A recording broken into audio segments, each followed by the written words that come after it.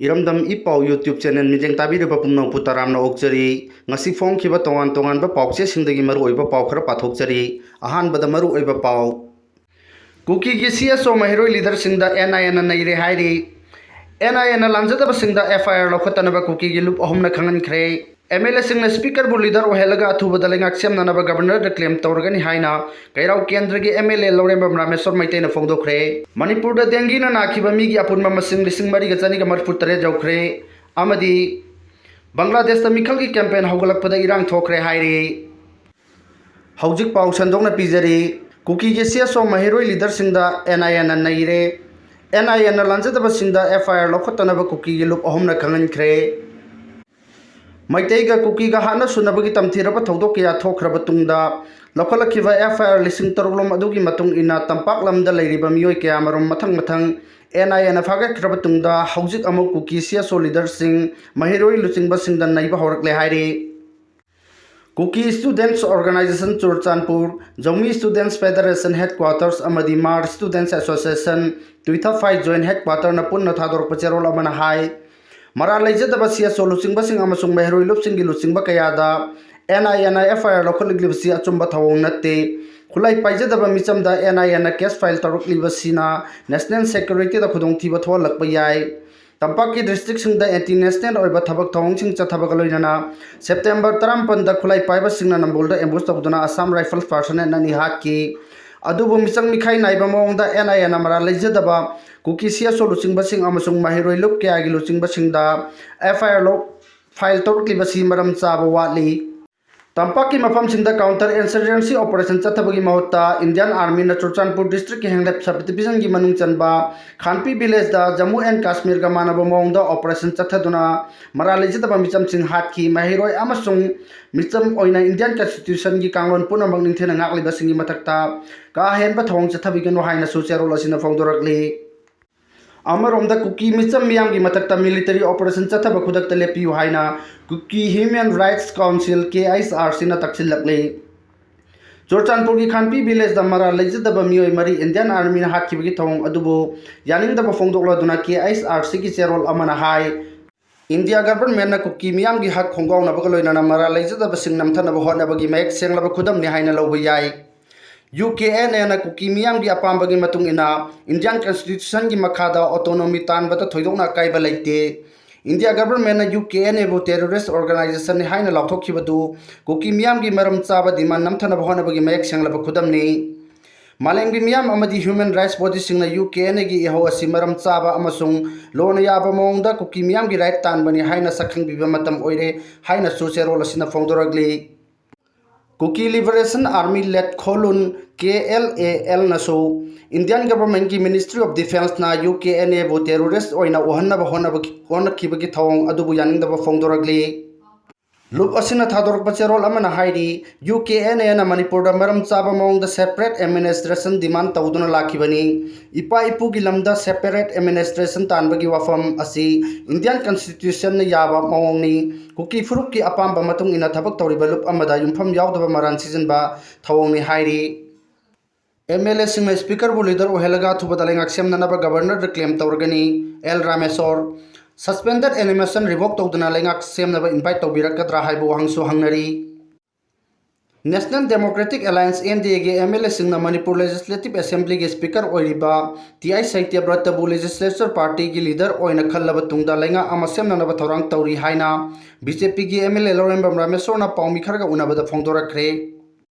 Mahaki wafam asi yamna kupna nainai oi amasung Manipur thamliba suspended animation asi lokthok tringai da government ama semnabagi dama governor na invite tawrakadra haibu wafam asi akhang ahi singna nainaba matam yore Imphal gi mafam amada pangthokpa thorom amada pawmisingda tokhaina unaduna wari sanabada Kairau Assembly constituency gi MLA Lorembam Rameswar na haiki Satliba November tha phawgi manungda government ama semhaudragadi party gi oina khara wagadaba mali aduga party gi wa khakta natana leiriba internally displaced person singi awaba maru oina Manipur gi haujik oiriba phibam mayam asi nomo phibam taraktre maram aduna athuba matamda miyam gi lenga ama semba pami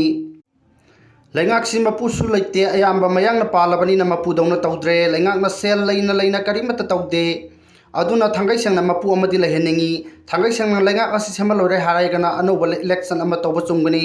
miyambo asum wahan ba phatte haina khalle mamang da su BJP ki general secretary organization ga MLA singi mihuttar ko unaduna wari sana khiba laikre government ama seman gine habagi thajaba pirakpadi laiki haina pautam ki adubu government ama sembagi matangda asum nainarakpada lengak semjage haina governor da claim tawbagi tangai fadaba lai maram aduna speaker bo MLA singna leader khallaba tungda claim tawbagi thabak changchilakpa yai haina sumakha taki amarom da BJP ge MLA amana hai government ama manipur da lingba haibasi hojik oiba manipur gi phibam asida PR lokthok deba kangbu aduga punna chatmenaba mathau tai state asigi law and order gi phibam asina manipur da makha tana center na suspended animation thamkhigani haibagi ware block khibada MLA singna masing yami masing sui haiduna government sem na claim tawbada mukna ba thokani central government na manipur da gi PR lokthok tringai da claim tawbudi adum kaide adubu government ama sem na nabagi invitation adudi pirakani haibagi thajaba laite madugi mahota aikhoi ingthana center na kari pamribano haibadu makhanaba changi madugi matung ina thabak tominan mingi haikhi manipur da dengi na nakhiba mi gi apunma masing lising mari ga chani ga marfu tare jaukhre manipur laingak na mamang chahi sing da record torpa chahi gi oina apunba dengi gi case masing asi manipur da numit khuding gi record thugai ga chali haukiba pung kumari gi manung da status da dengi positive oiba mi gi masing chama ga ama yauki nauna positive oirakpa masing asi tharga state asi gi oina kumsi chahi gi dengi na naba mi gi masing lising mari ga chani ga marfu tare jaukhre haukiba pung kumari da positive oirakhiba mi oi chama ama gi manung da humfuna Imphal West district tagini aduga kunthra ga ni thoina Imphal East tagini Imphal West district khakta da ngasi phawbada chahi asi gi oina positive oikhiba gi apunma masing lising ani ga chamapan humdra ga humdo yaukhre Imphal East ki oina chani pangani phu yaukhre haukiba pung kumari da Bishnupur district ta mioi ama positive oirakhi Thawal district ta mioi ama Kachin district ta mioi manga None district ta mioi ani positive oirakhi nauna positive oirakpa masing hapselagadi Thawal district ina kumsi chahi gi positive oiba mi gi masing marfudra ga ni thoi yaukhre Kachin district ina yankhai ga humdo yaukhre haire Bangladesh ta mikhal gi campaign hogalakpada irang thokre mathang chahi gi February tha da pangthokadoriba Bangladesh ki parliamentary election ga mari leinana campaign chathaba hogalakpada tongan mampham singda irang thokre Chittagong da BNP na nominate tawba mirep ama mikhal gi campaign chatharingai nomaina kaplamle Komila da na atoppa mirep ama gi mayum mai tharamle Chittagong da BNP gi mirep oigadoriba Irshad Ulagi election campaign da attack chathar khibagi thongbo interim government na akan mamong da condemn tawkhre Chief Advisor na BNP ki mirap ta nomai kaplam liba miyo edu fana na ba security force ta yatang pikre Kunek ta chatpa apun bagi wakan khan ba saba mapuru puyo liba mitay sing section biyo haina KKL na thadorok pa chero na mar kangalakli Hingminari ba purup sing sumasagi waijaba thina ba hona bada mitay bu chaiba hun ba khudak ta lep kadabni hairi Lairik haiba saba masana masabu khangbada lamba laitre khanjaba kunek ta chatpa lebak nungsiba apun bagi wakan khan ba saba mapuru puyo liba mitay sing section biyo amadi nakhoi gi lamchar hongtok piyo haina KKL na phongdor khibaga loinana hingminari bam purup sing su masagi waijaba thina ba hona bada mitay bu chaiba mitay bu hun ba khudak ta lep kadabni haina kanglaipak kan ballup KKL manipur na phongdorakli KKL ki secretary general luang changam khing apna thadorok pachero lamana hai haukiba numit khara nes da manipur gi tongan ba phurup khara na sin ba khana ne nebagi mifam khara da mitai sing bulana yeng ba mijeng kaya amadi ngang basak pa thengnai I pun ba mitai sing gi marta su masana masabu mitai ni kaujaduna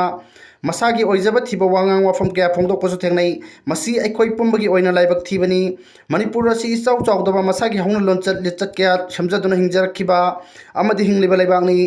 Pekharba laiba asida ngasidi tongan ba phurup kaya na magi lining le chachane be kaya da hingliba laibakni adubu hairiba laiba asigi masak amadi punsi mahing asibu sagana ba honor ke ba phurup ama haiba tarabadi mitai haibadi salai tarik ki maja masu sing asini haiba sidi kakpa yadraba matam khudingda chumduna ta lairaga da wafamni ngasi lamdam asida hingminari ba phurup kaya gi wari maru oina maru amadi hingminar khiba ngasi na tongan ba phurup ama oina sakhanglak pagum tawrukli ba phurup sing loinana lamdam asida angan ba amadi atheng matam da changlak tuna lamdam asida khundala ta duna lamdam asigi mi ama oina sakhangraba sing asidi lamdam asigi mi oina ekhoina sakhangnari makhoi kaya gi wari singbul singdi mitegi pori naina bada masana aduma yaujurga da wari ngaktani phurup sing adugi tongan ba puari ama semba amadi naina bagi mathau ta de hai mitai gi puari nainabada yauriba phurup-sing adugi asengba masaksu lamdam asigi apunbagi saktam sagatpada mayak sengna yauriba makhoi gi masak singna oigadabani मधु खंगना हिंगनरक्त्रबा अमदी असेंबा वारी योखों कयादा युमफम सेमनदुना हिंगनरक्लबदी कैदौंगता नुंसी Chanana अपुनबगी सक्तम ngang hingminaba ngamloi hairi ngasi phawbada mitai singna hingminariba furu amatabu tathi tawaina hanthana yengba amadi thawaidaba amata taude tawpham su thokte adu mitai singi punsi mahing amadi mitai furuk ki chanabida singnarakpa thawairaktaba amadi lamdam sigi apunbada singchep tharakpa kayadagi masang akthok chanaba thabak kaya pangthokna leiba mitai ne लाइबक थीबदी हंदक हिंगमिनरीब फुरुप Kharna मसागी ओइजब थीब मिफम खर सिंदुना मितै सिंगबु मिनुंगसि लैतबा तविमल खंगदबा फुरुप अमा ओइना उहनब तत्तना होनब थमोइ सोकना नुंगाइते मिफम सिंग असिदा मसागी ओइजब थीबा मपामपु मसक खंगदबा मसा योलग चाबा मितै खरना मथौ हापतुना मितै सिंगबु लाइबक मियामदा योनबा अमदि लान उहनब होनब अवांग थाकता पेंदे मितै दि मितै नि फना यामना योलबसु फना यामना हाइजलबसु मितै gi पुवारी लिकलम कयादि लेंगदन होंगबा नाइदन लैगनी पुवारी चेलमदी थौदो वाथोक सिंबो सेमजिन साजिनबा अमदी अनबो पुवारी क्या सागलकपदा थौना फना थेंगनब सेम सादुना लैरि हाइरि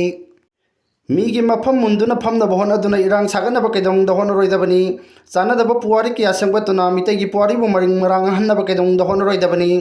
मितै लाइक हाइबा साबा मसाना मसाबु खंगबदा लंबा लैत्रे खंजबा खुनेक्ता चटपा लेबाक नुंसिबा अपुनबगी वाखन खनबा साबा मफुरु पियलिबा मितै सिंग सेक्शनबियु